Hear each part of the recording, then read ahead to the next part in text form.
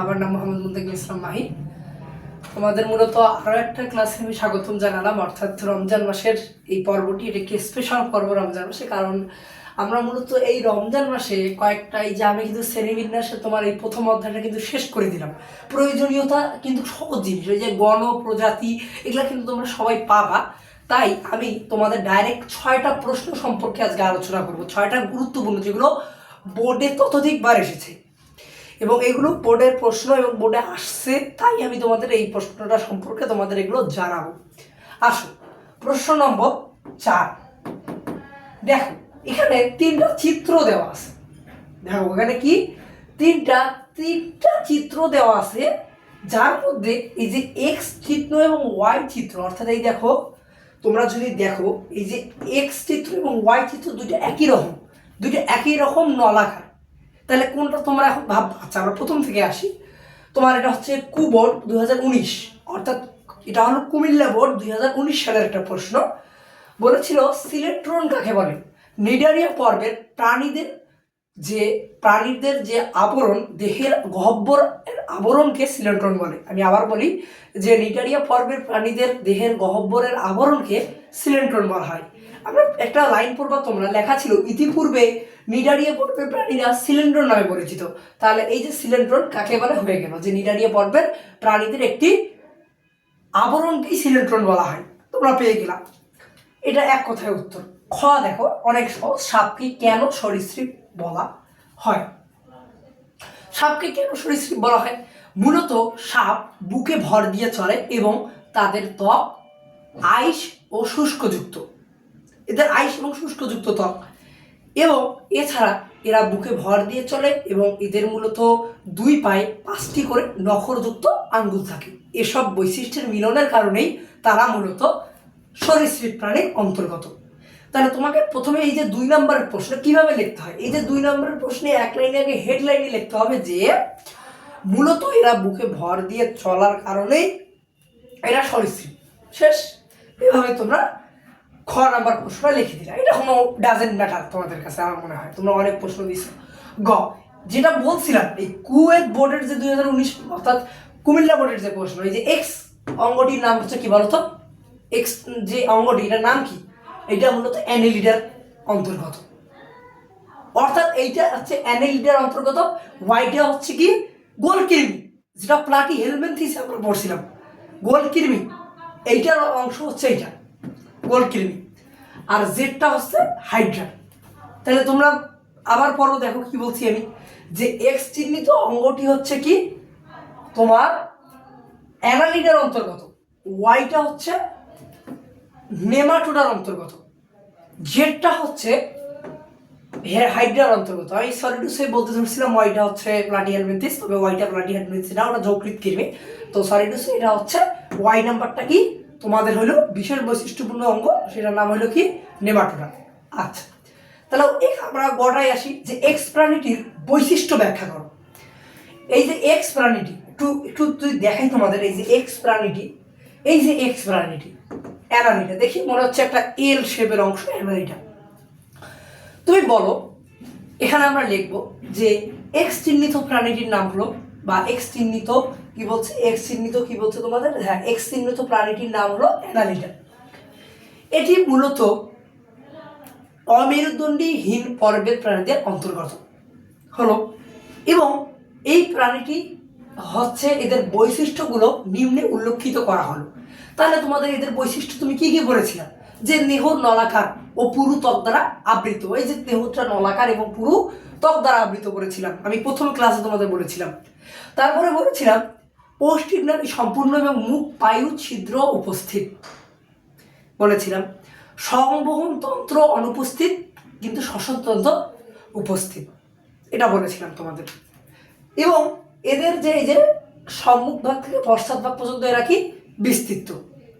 তোমাদের এই যে বৈশিষ্ট্যগুলো তোমরা বইয়ে এক্স অর্থাৎ এই অ্যানালিডার যে অংশটা রয়েছে ওখানে যে তোমরা সুন্দর করে বৈশিষ্ট্যটা রাখবে। আমার মনে হয় না এখানে তোমাদের বোঝার কোনো ত্রুটি থাকবে, অর্থাৎ বইয়ে দেখবা তোমরা কিন্তু পেয়ে যাবা। এখন ঘ নাম্বার প্রশ্ন, এক্স নাম্বার প্রশ্নটা কিন্তু কুমিল্লা বোর্ডের যে প্রশ্ন, এই এক্স অঙ্গটি আমরা কিন্তু সহজেই উত্তর দিতে পারলাম যে এক্সটা অ্যানালিডের একটা অংশ। তোমরা যারা বুদ্ধিমান তারা লিখে দিলা যে এক্স একটি অ্যানালিডের অংশ। কিন্তু এই যে ওয়াই জেড, তুলনামূলক ওয়াই জেডটা তাহলে কি? এখন প্রশ্নটা পড়ি। ওয়াই ও জেড প্রাণী দুটির মধ্যে কোনটি উন্নত পর্বের কি বলছে? উন্নত পর্বের প্রাণী বলা হয়েছে, তা বিশ্লেষণ করো। আচ্ছা, প্রশ্নটা একটু তোমরা দেখো, তোমরা না দেখলে বুঝবা না। এই যে ওয়াই এবং জেড দুইটা প্রশ্ন, তাহলে ওয়াইটা কি বলছি? নেমাটোডার অন্তর্গত। জেডটা কি? হাইড্রার অন্তর্গত। তাহলে কি এই যে জেড, এইটা হলো কিসের অন্তর্গত? হাইড্রার। আর ওয়াইটা হচ্ছে কি? নেমাটোডার অন্তর্গত। এখন আমি তোমাদের বলি যে বলছে যে কোনটি উন্নত। তো এইটা একটা কিন্তু টপিক একটা জিনিস, যে আমি তো পড়িনি স্যার যে কোনটা উন্নত কোনটা অনুন্নত, এটা তো আমি পড়িনি, তাহলে আমি এটার উত্তর কিভাবে দিব? এমনভাবে উত্তর দিতে হবে, লিখতে হবে শ্রেণীবিন্যাসের জন্য বা প্রাণী জগৎকে জানার জন্য বিজ্ঞানীরা অনেকভাবে জীবজগতেরকে উন্নত এবং অনুন্নত শ্রেণীতে ভাগ করেছে। আমাদের মনে রাখতে হবে জীবজগতে বা প্রাণী জগতের শ্রেণীনিবাসে প্রথমের দিকের অংশগুলো অনুন্নত এবং শেষের যে অংশগুলো, মাঝের শেষের অংশগুলো হচ্ছে উন্নত প্রাণীর অন্তর্গত। এই জিনিসটা তোমাদের সুন্দরভাবে প্রথমে লিখতে হবে। তাহলে আমি তোমাদের কি বুঝাচ্ছি যে তোমাদের যে অমেরুদণ্ডীর যে অংশগুলো রয়েছে, অর্থাৎ কি অমেরুদণ্ডীর মধ্যে কি কি রয়েছে আমরা পড়ছিলাম, এই যে পরিফেরা, নিডারিয়া, তারপরে হচ্ছে অ্যানালিডা, আর্থ্রোপোডা, এগুলো পড়ছিলাম না? তো তুমি দেখো এটা কি নিডারিয়ার অংশ, ওয়াইটা হচ্ছে নিডারিয়া পর্বের একটা প্রাণী। তাহলে ওয়াইটা অবশ্যই নিডারিয়া, তার মানে এটা অনুন্নত। অর্থাৎ এই যে ওয়াই হচ্ছে নিডারিয়া, তার মানে কি জেডের পরে আছে ওয়াইটা, তার মানে নিডারিয়া কি তোমার এই যে হাইড্রার পরে কিন্তু নিডারিয়াটার অবস্থান। তোমরা ক্লিয়ার? কথাটা মনে এখনো বোঝো নাই, আমি তো আবার বলি। দেখো জীবজগতের যেগুলো প্রথম ভাগের প্রাণী সেগুলো কিসের অন্তর্গত? ও অনেক উন্নত তারা, এবং যেগুলো জেডে অংশ তারা কিন্তু, বা শেষের দিকের প্রাণীগুলো তারা উন্নত, এবং প্রথমের দিকে প্রাণীগুলো তারা অনুন্নত প্রাণী। সেক্ষেত্রে এই যে নেমাটোডা, এটা কিন্তু হাইড্রার অনেক পরে, তাই এটি একটি কি উন্নত জীব। আর জেডটা হলো প্রথমে হাইড্রা, তার মানে এটা আমরা অনুন্নত ধরি। তাই সর্বশেষে লিখবা অতএব। যেহেতু শ্রেণীবিন্যাসকে পর্যবেক্ষণ করে আমরা বলতে পারি যে যেহেতু প্রথম সকল প্রাণীগুলো উন্নত এবং শেষের প্রাণীগুলো, অর্থাৎ প্রথম সকল প্রাণীগুলো অনুন্নত এবং শেষের প্রাণীগুলো উন্নত, সেক্ষেত্রে বলা যায় ওয়াই অর্থাৎ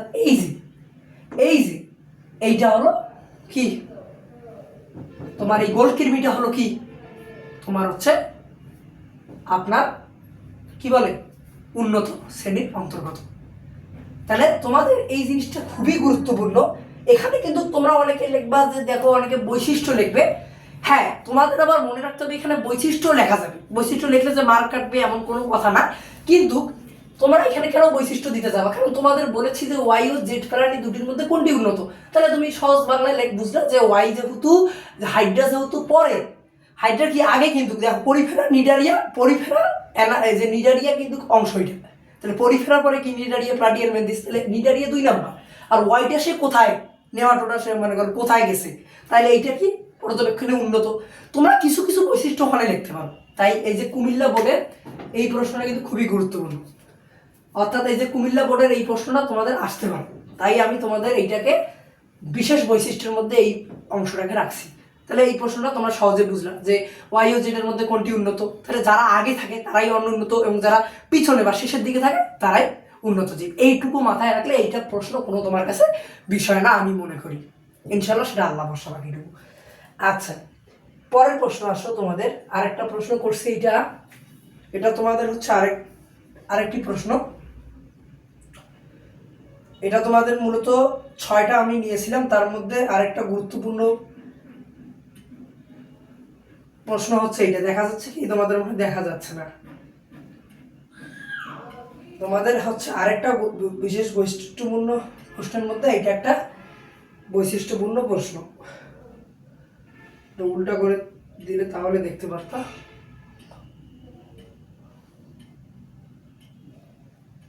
যেহেতু সমস্যা হইতে পারে সেক্ষেত্রে এটা না হইতে পারে।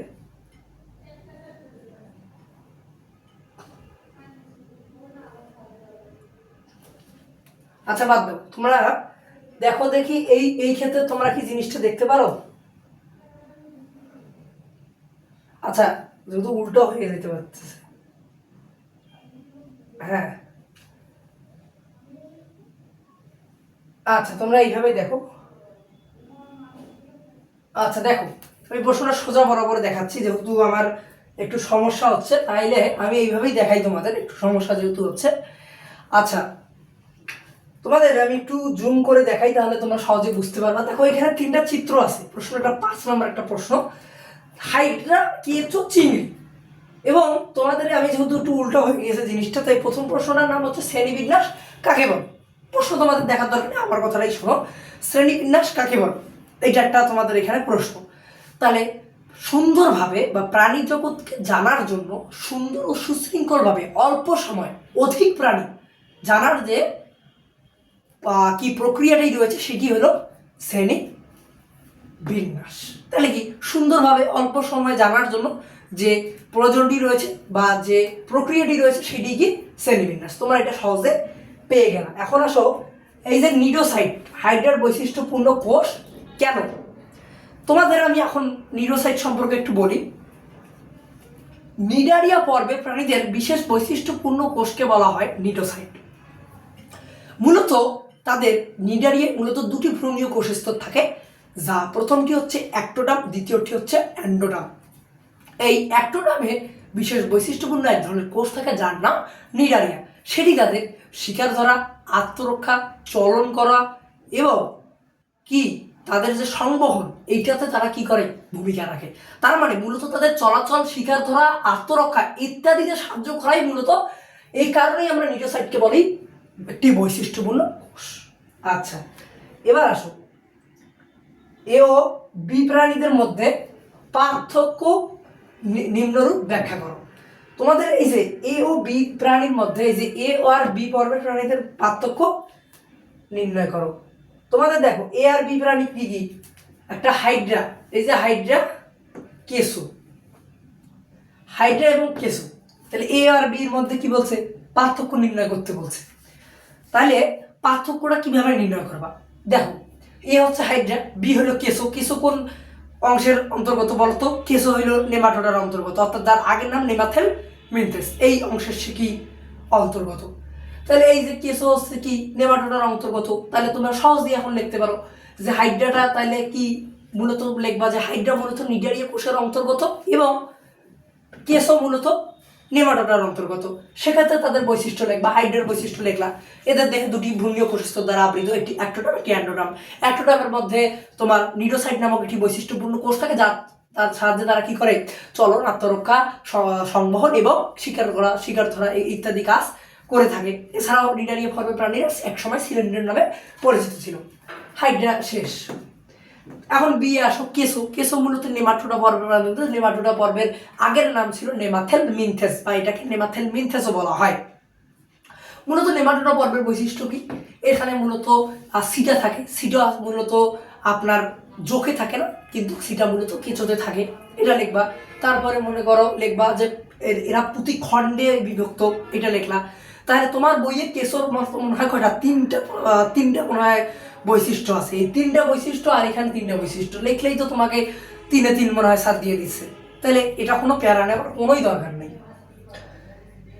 আচ্ছা, উদ্দীপকে উল্লেখিত পর্বগুলোর মধ্যে কোনটি বৃহত্তম পর্ব। এই যে উদ্দীপকে উল্লেখিত, তোমাদের আমি যদি এইভাবে দেখাইতাম খুব ভালো হইতো, কিন্তু যদিও দেখা যাচ্ছে না, নাহলে তোমাদের আমি চেষ্টা করতাম যে দেখানো। আচ্ছা যাই হোক, তাহলে উদ্দীপকে উল্লেখিত, এই যে বলছে যে উদ্দীপকে উল্লেখিত পর্বগুলোর মধ্যে কোনটি বৃহত্তম, এই যে সি নাম্বারটা, এইটা হচ্ছে মোস্ট ওয়ান্টেড ক্রিমিনাল, এই হচ্ছে কি বৃহত্তম পর্ব। তাহলে চিংড়ি মাছ মূলত আর্থ্রোপোডার একটি বৃহত্তম পর্ব। কি বলছে, অর্থনৈতিক গুরুত্ব কি বলছে না, উল্লেখিত পর্বগুলোর মধ্যে কোনটি বৃহত্তম পর্ব। তার মানে শুধু চিংড়ির তোমার ইয়াটা লিখতে হবে যে চিংড়ি মূলত কেন বৃহত্তম পর্ব, এই চিংড়ি সম্বন্ধে আমাদের জানতে হবে। তাহলে আমি তোমাদের বলি যে চিংড়ি মূলত আর্থ্রোপোডার একটি পর্বের অন্তর্গত, এটি মূলত প্রাণী জগতের সব থেকে বৃহত্তম একটি পর্ব। আমরা নিচে এর বৈশিষ্ট্যগুলো উল্লেখ করলাম। এদের দেহে ম্যালপিজিয়ান নামক রেচনাঙ্গ থাকে, এদের দেহে কাইটিন নামক শক্ত খোলস দ্বারা এরা আবৃত, এবং এদের দেহে মূলত পুঞ্জাকি ও অ্যান্টেনা থাকে, এদের দেহে চক্ষু বিদ্যমান, এগুলো আমরা কিন্তু লিখলাম। এরা মূলত কি অমেরুদণ্ডী প্রাণীর অন্তর্গত। তারপরে আমরা লিখলাম কি এদের দেহে মূলত যে একটা চলন অঙ্গ রয়েছে সেটা আমরা লিখলাম যে এদের দেহে মূলত হিমোসিল নামক রক্ত গহ্বর রয়েছে, যার সাথে তারা কি রক্ত প্রবাহিত করতে পারে। এই যে অর্থাৎ তুমি দেখো তিনটা, আমি তোমাদের চিত্র সাজে বলি, এই যে ABC হাইড্রা, কেঁচো, চিংড়ি তোমার বইয়ের সাথে পুরো সংযুক্ত, তাইলে তুমি এখানে সহজেই কিন্তু এই প্রশ্নগুলোর অ্যান্সার করতে পারতেছো। আমার মনে হয় না যে এগুলোর জন্য তোমার আবার পড়তে হবে। এই কারণে প্রশ্নটা সহজও নয়, এটা কিন্তু কোথায় আসছিল, বিনা পানি সরকারিতে বিদ্যালয়ে আসছিল দেখি, তো আমার প্রশ্নটা কিন্তু ভালো লাগছে, সহজও নয় কঠিনও নয়। তো তুমি বৈশিষ্ট্য তোমার এখানে তিনটাতেই বৈশিষ্ট্য লিখতে হবে, তাই বইয়ের বৈশিষ্ট্যগুলো খুব ভালোভাবে তোমাদের রিডিং করতে হবে। আসো 3 নাম্বার প্রশ্নে আসো। 3 নাম্বারটা একটু জ্বালাতন করতে পারে, এই প্রথমে হয়েছিল এখন আবার হচ্ছে না। তোমাদের এই যে 3 নাম্বার প্রশ্নটা একটু জ্বালাতন করতে পারে।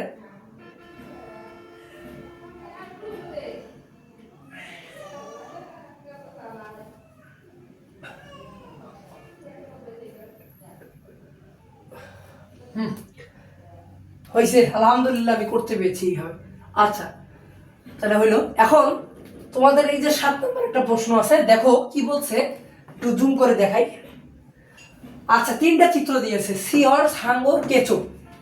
সি হর্স কোথাকার অন্তর্গত, অস্ট্রিকথিস, কন্ড্রিকথিস, নেমাটোডা। শেষ। আমি প্রথমে উদ্দীপক, তোমরা যখন প্রশ্ন উত্তর দিবা উদ্দীপকের 3টা ভালো করে জানবা যেগুলা কিসের অন্তর্গত। সিলম কি,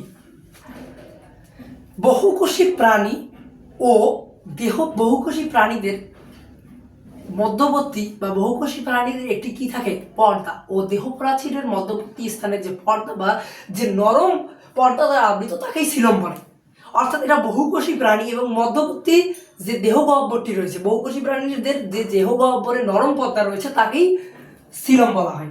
তোমরা কোথায় যেন পড়েছিলে যে প্রকৃত সিলম নেই, ওই যে অ্যানালিডে তোমরা পড়েছিলে যে এর দেহে কোনো প্রকৃত সিলম নেই। অর্থাৎ দেহকোষের যে নরম পর্দাটা এটাকেই কিন্তু সিলম বলা হয়ে থাকে। নট্যকট বলতে কি বোঝো? এটা অনেক সহজ একটা জিনিস। নট্যকট বলতে কি বোঝো? মূলত নট্যকট হলো নরম, নমনীয়, অখণ্ডিত, দণ্ডাকার, দীর্ঘ একটি অঙ্গ। এটি মূলত মানুষের এই যে ঘাড়, অর্থাৎ আমাদের যে ব্যাক স্পেস থেকে কোমর পর্যন্ত, সেই স্পাইনাল কর্ডটা আমাদের ঘাড় থেকে কোমর পর্যন্ত বিদ্যমান হয়ে গেল। এটা মূলত মানুষের ভ্রূণীয়, যখন মানুষের ভ্রূণীয় যে কোষটি থাকে তখন এটি মূলত দেখতে পাওয়া যায়। শেষ, ফটাফট শেষ। জেট কোন পর্বভুক্ত? জেট মূলত নেমাটোডার অংশের প্রাণী, যার আগের নাম ছিল নেমাথেনমিথাস, এবং এখানকার যে বৈশিষ্ট্যগুলো লিখে দিবা। আচ্ছা, এইটা রাজগুপ্তরা মডেলের প্রশ্ন। এইখানে 1 নম্বর প্রশ্নটা আমিও প্রথমে খুবই কনফিউজড হয়ে গিয়েছিলাম যে কি বলবো, যে এক্স আর ওয়াই এর মধ্যে কোনটি ভিন্ন শ্রেণীভুক্ত, এইটা ওরা জানতে চেয়েছিল যে কোনটা ভিন্ন শ্রেণীভুক্ত, ব্যাখ্যা করো। দেখো এরা কেন ভিন্ন শ্রেণীভুক্ত, এইটা কিন্তু প্রশ্ন করছিল। সি হর্স মূলত একটি অস্ট্রিকথিসের অংশ, যার দেহে মূলত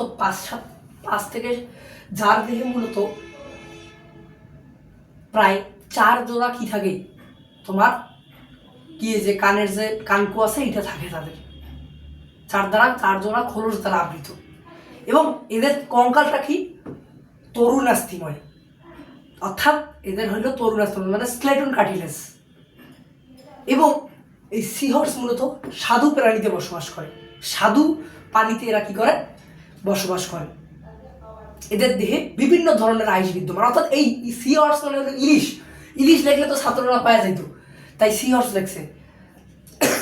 তাই যারা কি এটা মূলত সাইক্লয়েড, গ্যানয়েড, টিনয়েড অংশের অন্তর্গত। তাহলে এদের দেহে কি রয়েছে, আইস রয়েছে। তাহলে আমি আবার বলি যে মূলত এদের দেহে 4 থেকে 5 জোড়া মূলত কি রয়েছে, খোলস দ্বারা আবৃত। এদের মূলত কানকু দিয়ে ঢাকা থাকে, এদের ফুলকা ছিদ্র রয়েছে, এবং এরা কি স্বাদু পানিতে বসবাস করে, অর্থাৎ সল্টি, আমি বলেছিলাম এরা নোনতাযুক্ত মাছ। এবং এদের বিভিন্ন ধরনের আইস বিদ্যমান, যেমন সাইক্লয়েড, গ্যানয়েড, টিনয়েড, ট্রাইকয়েড ইত্যাদি। শেষ। এবং ওয়াই হচ্ছে অস্ট্রিকথিস। তাহলে অস্ট্রিকথিসের কন্ড্রিকথিসেরটা কি, এদের মূলত কন্ড্রিকথিস যে হাঙ্গর, অর্থাৎ আমরা পড়ছিলাম হচ্ছে করাত মাছ, ওই যে ওইটার অংশ। তাহলে কন্ড্রিকথিস কি, কন্ড্রিকথিসের তোমরা কি কি লিখবা বলো তো দেখি। কন্ড্রিকথিসে লিখবা এদের দেহে 5 থেকে 7 জোড়া ফুলকা ছিদ্র রয়েছে। এবং এই যে এরা মূলত এই যে ওয়াই যে হাঙ্গর, এদের কি রয়েছে 5 থেকে 7 ফুলকা ছিদ্র রয়েছে। এদের বিভিন্ন ধরনের আইস বিদ্যমান শরীরে, কি বিভিন্ন ধরনের আইস বিদ্যমান, অর্থাৎ এরা মূলত কি সমুদ্রে বসবাস করে। মানে এদের অধিকাংশ অর্থাৎ কন্ট্রিক্টিস মানে সমুদ্র, মানে বড় বড় উপকূলীয় যেগুলো মাছ রয়েছে সেগুলো সব সমুদ্রে বসবাস করে। এটা লিখে দিলে তুমি মার্ক পাবা। এবং তারপরে লিখবা এরা মূলত কি সমুদ্রে বসবাস করে এবং এরা মূলত মেরুদণ্ডী প্রাণীর অন্তর্গত বা কর্ডাটাস ভার্টিব্রেটা শ্রেণীর অন্তর্গত। এটা তোমরা লিখলেও কি পাবা, মার্ক পাবা। কিন্তু এদের তো তোমাদের বললাম এদের 5 থেকে 7 জোড়া কি থাকে, ফুলকা ছিদ্র থাকে। তোমাদের যদি এটাও না বিশ্বাস হয়, তোমরা এই যে পিডিএফ ফাইলের যে একটা প্রশ্ন ছিল, তোমরা ওখান থেকেও এটা দেখতে পারো। অর্থাৎ তোমরা এরপরের যে এক্স থেকে ওয়াই শ্রেণীভুক্ত যে অংশটা রয়েছে তোমরা কি চাইলেও কিন্তু দেখতে পারো। তাই এটা তোমাদের আমার মনে হয় না যে কোনো সমস্যা হবে। তাহলে এক্স অংশটা হচ্ছে অস্ট্রিকটিস এবং ওয়াই অংশটা হলো কন্ট্রিক্টিস। তোমরা বইতে যাবা, বইয়ে দেখবা এইগুলা মানে এই যে অস্ট্রিকটিস কন্ট্রিক্টিসের উদাহরণ আমি তোমাদের খালি চিনিয়ে দিচ্ছি এবং যেটা বুঝতে তোমাদের সমস্যা হবে এইটাই তোমাদের আলোচনা করলাম। তো এই প্রশ্নটাও আমার একটু গুরুত্বপূর্ণ মনে হয়েছে, তাই 7 নম্বর প্রশ্নটা আবার একটা গুরুত্বপূর্ণ রাখলাম। এখন এরপরে আসো 4 নম্বর একটা প্রশ্ন রয়েছে, তোমাদের ইন্টারেস্টিং একটা প্রশ্ন। একটু জুম করে দেখাই। 3টা চিত্র দেওয়া আছে, একটা হচ্ছে চিত্র এ বি সি। শ্রেণীবিন্যাস কাকে বলে? আবারও একই প্রশ্ন, যে প্রাণী জগৎকে সুন্দর ও সুশৃঙ্খল ভাবে জানার জন্য অল্প সময় অধিক প্রাণীকে জানার যে প্রক্রিয়াকরণ তাকেই শ্রেণীবিন্যাস বলা হয়। দোয়েল উঠতে পারে কেন? মোস্ট একটা গুরুত্বপূর্ণ প্রশ্ন। মূলত এদের দেহে নরম বায়ুথলি থাকে এবং নরম বায়ুথলি থাকার কারণে এবং তাদের হাড় শক্ত ও ফাঁপা এবং এদের দেহে কি রয়েছে, এদের যে নরম বায়ুথলি রয়েছে এদের কারণে কি তারা উঠতে পারে। তাহলে এই যে 2 মার্কের প্রশ্নে তোমরা প্রথমেই লিখবা যে মূলত এদের দেহে নরম বায়ুথলি থাকার কারণে এরা উঠতে পারে। তারপরে লিখবা ডানা চক্ষু বিদ্যমান যা আছে ব্যাখ্যা করে দেবা। এর প্রাণীটি কোন পর্বের অংশ? এটা হচ্ছে মূলত নেমাটোডার অংশ। এটা হচ্ছে না নেমাটোডা, সরি একাইনোডার্মাটার অংশ। এটার পর্বের ব্যাখ্যা করো। আমি বৈশিষ্ট্য এটা বলি যে মূলত এরা পঞ্চ অরীয় প্রতিসম। আচ্ছা, আরেকটা ইম্পর্টেন্ট তথ্য দিই, মানুষ কিন্তু দ্বি-অরীয় প্রতিসম, অর্থাৎ মানুষের যে এই যে মানুষকে ভাগ করলে 2টি অংশ পাওয়া যাবে, যে একটা বুক 16টা দাঁত কিন্তু পাওয়া যাবে, কিন্তু এদেরকে ভাঙালে মূলত 5 ভাগে বিভক্ত করা যায়, তাই পঞ্চ অরীয় প্রতিসম নামে এরা পরিচিত। অর্থাৎ তারপরে এদের পৃষ্ঠীয় অক্ষীয় বরাবর অঙ্গ চিহ্নিত করলেও এদের মাথা চিহ্নিত করা অসম্ভব। এদের সকল প্রাণী কিসে বসবাস করে? সমুদ্রে বসবাস করে। যদি আমি তোমাদের যতগুলো বললাম আরও হয়তো 2টা বৈশিষ্ট্য রয়েছে, এগুলো তোমরা এই একাইনোডার্মাটার ওই যে অংশটা ওখানে যে বের করে নিবা, কঠিন কোনো কিছু। বি ও সি এর প্রাণীদ্বয়ের শ্রেণী ভিন্ন হলেও একই পর্বের অন্তর্ভুক্ত। বি ও সি কি ভিন্ন বলতো? একটা হলো কোনো ব্যাংক, সি শ্রেণী তাদের ভিন্ন, দেখতে আলাদা কিন্তু পর্বের অন্তর্ভুক্ত। তাহলে বি ও সি শ্রেণী ভিন্ন কিন্তু এরা মূলত কর্ডাটা পর্বের অন্তর্ভুক্ত। সব থেকে গুরুত্বপূর্ণ এই যে এরা কোন পর্বে অন্তর্ভুক্ত, তাহলে এরা মূলত শ্রেণী ভিন্ন হলেও এরা মূলত কোন পর্ব? কর্ডাটা পর্বের অন্তর্ভুক্ত। তারপরে বি হচ্ছে তোমার কোনো ব্যাংকে কি লিখছিলাম আমরা, যে পরিণত বয়সে এই ব্যাংকগুলো কিসে বসবাস করে? পানিতে বসবাস করে। যখন বুঝতে শিখে তখন তারা ডাঙ্গায় বসবাস করে, অর্থাৎ ব্যাঙ্গাচি আকার ধারণ করে। তখন এরা মূলত আইসবিহীন, এদের আইস নাই শরীরে, এদের রক্ত শীতল, শেষ। আর সি হচ্ছে কি ম্যামেলিয়ার অন্তর্গত। ম্যামেলিয়া অর্থাৎ এটা মূলত এদের কি রয়েছে, এরা মূলত মানুষ, উট, বাঘ এগুলো হচ্ছে এদের উদাহরণ। যেমন এরা সন্তান প্রসব করে, উদাহরণ মানুষের সন্তান প্রসব করে কিন্তু একজন সন্তান প্রসব করে না, সেটা হচ্ছে প্লাটিপাস। তারপরে এরা শিশুকালে মাতৃদুগ্ধ পান করে, বাঘও করছিল। এদের দেহে মদ্যাচ্ছদা থাকে এবং তারপরে এদের দেহে মূলত হচ্ছে তোমার হইলো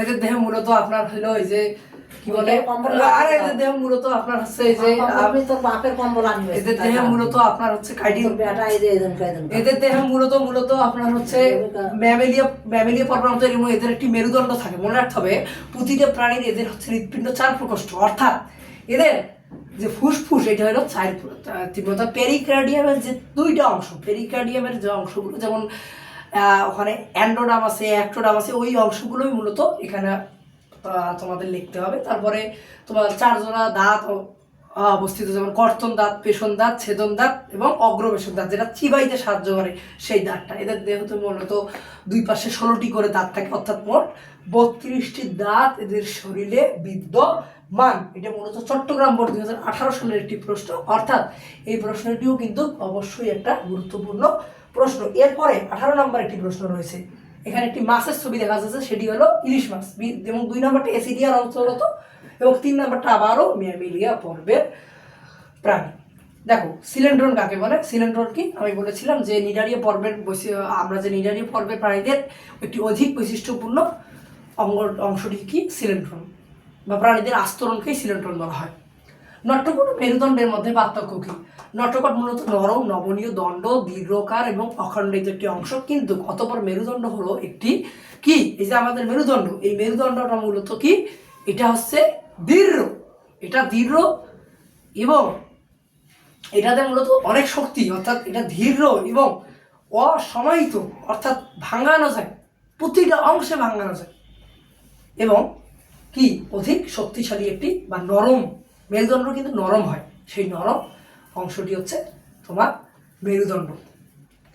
এবং এই নট্যকট মূলত মানুষের ভ্রূণীয় অবস্থায় থাকে, অর্থাৎ যখন মানুষ বাচ্চা হয়ে ওঠে তখন তার কি থাকে? মেরুদণ্ড, এই নট্যকটটা অবস্থান করা যায়। কিন্তু মানুষের যখন পরিণত বয়স হয় তখন তার শরীরে কি থাকে? মেরুদণ্ড থাকে, কি মেরুদণ্ড থাকে। এবং উদ্দীপকের 3 নম্বর চিত্রটি আসো, সেটা হচ্ছে ম্যামিলিয়া। আবার ওই একই প্রশ্নটা, এই ম্যামিলিয়া তোমার আজ জানার কোনো দরকারই নেই, তাহলে ম্যামিলিয়া তুমি আমি বলেছিলাম একটু আগে, এটা তোমরা লিখবে।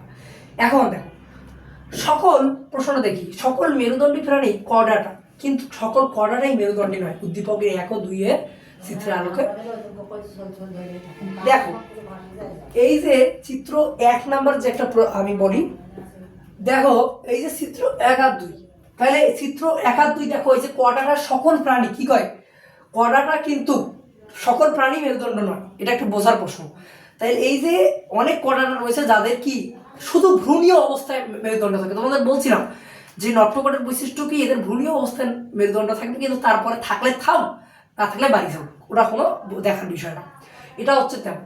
তাহলে চিত্র একটা হচ্ছে কি? কন্ড্রিকথিসের উদাহরণ তোমাদের একটু আগেই বলেছিলাম, তো এইটা সম্পর্কে আর না বললাম।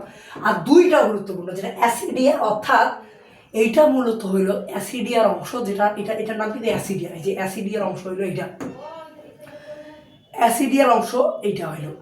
তাহলে এইটা মূলত তোমাদের হলো কি? ইউরোকটাটার অংশ। এটা 2টা বৈশিষ্ট্য আছে। একটা, এদের নট্যকটটা কি? অস্থায়ী, এবং এরা মূলত শুধু লার্ভা দশায় নট্যকট প্রতিস্থাপন করে, আর কোনো দশায় এরা ইয়া করে না। তাহলে এই 2 নম্বর চিত্রটা দেখেই কিন্তু বোঝা যাচ্ছে যে এদের নট্যকটটা কি শুধুমাত্র লার্ভা দশায় পর্যাপ্ত দেখা যায়। তাহলে এরা কটাটা অন্তর্গত, কিন্তু এদের কিন্তু মেরুদণ্ড শুধু একবারে থাকে, সেটা লার্ভা দশায়। তো এটা একটা বোঝার প্রশ্ন, তাই তোমরা এটা খুবই গুরুত্বপূর্ণ এবং প্রশ্নটা মিলে রাখবা। এরপরে 20 নম্বর প্রশ্নে আসো বাবা। আচ্ছা, 20 নম্বর প্রশ্নটা আমি তোমাদের বলি যে বিপদ নামকরণ কাকে বলে? এটা গুরুত্বপূর্ণ। গণ এবং প্রজাতি নামকরণ দিয়ে যে নামকরণ করা হয় তাকেই, বা যে বৈজ্ঞানিক নামকরণ করা হয় তাকেই বিপদ নামকরণ করা হয়। ঝিনুক মলাস্কা পর্বের অন্তর্ভুক্ত গণ। ঝিনুকে মূলত কি থাকে? পেশিবহুল পা থাকে, এরা মূলত সমুদ্রে বসবাস করে। ওই যে ওখানে যে বৈশিষ্ট্যগুলো দেখবা মলাস্কার, এবং মলাস্কা প্রাণীরা হলো শ্রেণীজগতের 2য় বৃহত্তম বর্গ, ওখানে যে দেখলেই এগুলো তোমার পেয়ে যাবা। এই যে একটু বলি 1 আর 2 নম্বরের বৈশিষ্ট্যগুলো, এটা একটু বলি।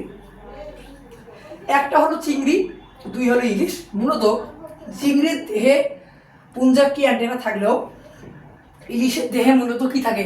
আইস থাকে, এবং ইলিশের দেহে এই যে মাথা, শক্ত খোলস বা পুঞ্জাক্ষী অ্যান্টেনা কিছুই থাকে না। 2, চিংড়ির কঙ্কালটি মূলত কি? এটা মূলত তরুণ কি অন্তঃকঙ্কাল হচ্ছে তরুণাস্থিময়, আর এটা বহিঃকঙ্কাল তরুণাস্থিময়। এরা মূলত আর্থ্রোপোডার অংশে অবতীর্ণ, এরা মূলত কি? কন্ড্রিকথিসে অবতীর্ণ। এটা তোমরা লিখবা পারে, একটা আর্থ্রোপোডার পর্বের প্রাণী, একটা কন্ড্রিকথিসের প্রাণী। এদের দেহে 5 থেকে 7 জোড়া ফুল্লাচিত থাকে, এদের দেহগুলো কিচ্ছুই থাকে না। এটা তোমাদের একটা গুরুত্বপূর্ণ। এদের দেহে রক্তগহ্বর হিমোসিল, এদের দেহে রক্তগহ্বর নেই, মানে এদের দেহে অন্য একটি রক্তগহ্বর রয়েছে। এটা মনে রাখতে হবে। এদের দেহে কোনো ধরনের আইস থাকে না, তবে এদের দেহে বিভিন্ন ধরনের আইস পাওয়া যায়। এখন তোমাদের বিজ্ঞান শিক্ষক যে প্রশ্নটা বলেছিল যে বিজ্ঞান শিক্ষক প্রাণী জগতের ধারণা দিতে গিয়ে নিচের চিত্রগুলো কি বলেন, সমস্ত প্রাণী জগৎকে জানতে হলে বিন্যস্তকরণ প্রয়োজন। এটা একটু লাস্টে বলি যে বিজ্ঞান শিক্ষকের উক্তিটি